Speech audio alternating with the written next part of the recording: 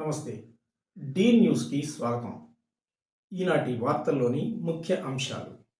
Giddalur RTC డిపోలో parking పేరుతో అధిక డబ్బులు వసూలు చేస్తున్నారు అని స్థానికులు ఆవేదన వ్యక్తం చేస్తున్నారు. కార్గో సేవల కోసం వచ్చిన వారు కేవలం 5 నిమిషాలు ద్విచక్ర వాహనం నిలిపినా కూడా ₹100 చెల్లించవలసిందేనని అక్కడి సిబ్బంది చెబుతున్నట్లు సమాచారం. పార్సల్ తీసుకోవడానికి లేదా ఇవ్వడానికి కొద్దిసేపు మాత్రమే బైక్ నిలిపినా కూడా డబ్బులు వసూలు చేయడం ప్రజలను తీవ్రంగా ఇబ్బందులకు గురిచేస్తుంది అని వారు అంటున్నారు.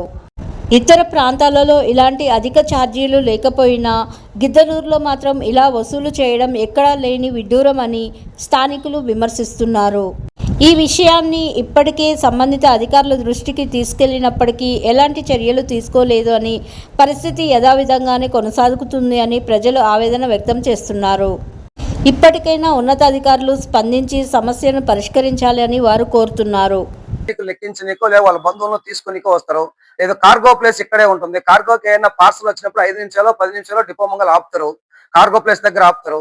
ఇంతలోకి తీసుకొని పోయి ప్లగ్గులు తీసుకుపోయి ₹100 ఇవ్వాలా, ఇస్తే మేము ఇస్తామని చెప్పేసి డిమాండ్ చేయడం అంటే ఒక రంగం చెప్పాలంటే ఇది ప్రయాణికుల్ని దందా చేయడము, మోసం చేయడమే తప్ప రెండో మార్గం లేదు. మేము అడగదలుచుకుంటున్నాం, డిపో మేనేజర్ కి అక్కడ పార్కింగ్ టెండర్ ధరకు ఏమన్నా లావాదేవీలు ఉన్నాయని చెప్పేసి మేము అడుగుతా ఉన్నాం.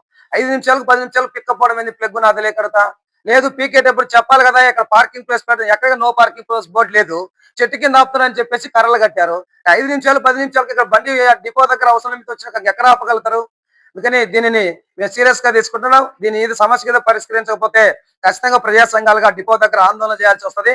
ఈ అంశం మీద డిపో మేనేజర్ గారిని అడిగితే మీరు 5 నిమిషాలు అయితే పెట్టుకోండి, 10 నిమిషాలు అయితే మీరు డబ్బులు కట్టి కార్ ప్లేస్ దగ్గర పెట్టుకోమని చెప్పేసి అంటున్నారు. మరి కార్గో సర్వర్ పని చేయదు, 5 నిమిషాలు ఆగాల, లేదా అక్కడ బిజీ ఉంటది, అది ఉండేది ఒక అతను, అది సర్వర్ పని చేయదు, తీసుకోవాలా వేరే వాళ్ళు ఆన్లైన్ పట్టాలా, దీని ద్వారా ఇబ్బంది అయితే ఒక 10 నిమిషాలు ఆగుతారు. అప్పుడు పరిస్థితి ఏంది? ప్లగ్గులు పిక్కొని పోవడమా? ఇది ఒక వ్యాపార సంస్థగా కొనసాగుతుంది. ఆర్టీసీ డిపో ప్రజలకు సేవలు ఇచ్చేటువంటి డిపోలుగా కొనసాగట్లేదు. ఇప్పటికైనా సరే ఆర్టీసీ ఉన్నతాధికారులు ఆలోచన చేసి ఏదైతే డబ్బులు దందా వసూలు చేసిందో ప్లగ్గులు పిక్కొని పోయి ₹100 అని చెప్పేసి డిమాండ్ చేసే దందా ఏదైతే ఉందో దీన్ని అరికట్టాలి. స్పష్టంగా ఆర్టీసీ ప్రయాణ నిమిత్తం వచ్చినటువంటి వ్యక్తులు 5 నిమిషాలు 10 నిమిషాలు పావు గంట అరగంట ఆపుకోవాలనుకుంటే సపరేట్ గా పార్కింగ్ ప్లేస్ అనేది కూడా ఏర్పాటు చేయాలి. ఒకవేళ తను 2 గంటలు 3 గంటలు 4 గంటలు పోయి తన బైక్ ని సేఫ్టీ ఉంచుకోనికైనా సరే అక్కడ సపరేట్ పార్కింగ్ ప్లేస్, అక్కడ పార్కింగ్ ప్లేస్ పెట్టారు. ఒక 10-20 బండ్లకు అంటే ఎక్కువ ప్లేస్ లేదు, మిగతా బండ్లు ఎండలో ఉంటున్నాయి. డబ్బులు ఇచ్చి మేము ఎండలో బండ్లు పెట్టుకోవాల్సిన పరిస్థితి ఏర్పడతా ఉంది. ఒక రంగం చెప్పాలంటే ఇది వ్యాపార సంస్థగా కొనసాగుతుంది. దీని ఉన్నతాధికారులు చర్యలు తీసుకోవాలి. ఈ సమస్య కదా పరిష్కారం కాకపోతే ఖచ్చితంగా ఎవరైతే దీని ద్వారా ఇబ్బంది పడుతున్నారో వాళ్ళందరూ కూడా సమీకరించి ఆందోళన చేస్తామని చెప్పి సందర్భంగా హెచ్చరిస్తున్నాం.